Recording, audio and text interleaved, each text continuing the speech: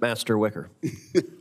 Well, also, you can go out and shoot skeet and then come back and play chess. But thank you very much. Well, let me direct my first question to Mr. Isaacman. You probably know that NASA has 8 field centers, one of which is the John C. Stennis Space Center in Mississippi. The Stennis Space Center is home to NASA's largest rocket propulsion test site. If we didn't have that, we'd have to build another one. The Stennis Space Center also hosts a number of companies working on commercial space programs. The Space Center's infrastructure represents substantial government investment as well as private investments. So the day after you're confirmed and sworn in, will you come to visit me in Mississippi at the Stennis Space Center? I will get there as soon as I possibly can, Senator. All right. Well, I think that's a fair answer. Now, Ms. Trusty, let's talk about the plan for broadband bill. We finally got that reported a few weeks ago, and you worked with members of this committee, even as a staff member for the Armed Services Committee, in getting some compromise language on the Plan for Broadband Act. Do we need it? And what accommodations did we make to get everybody on the same page? Senator, thank you so much. It'll take about a minute and a half.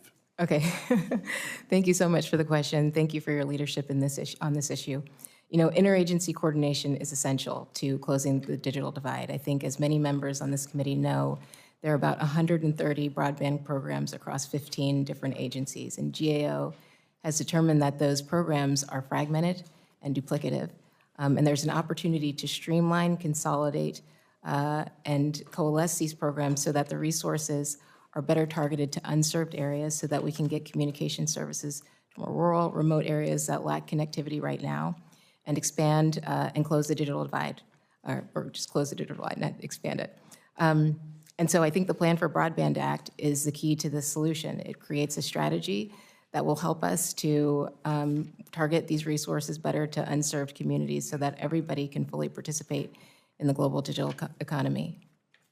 And we had to accommodate high-cost areas, tribal areas, and also do some compromising on the spending cap. So I do appreciate that.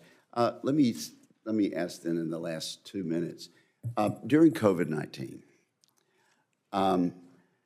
the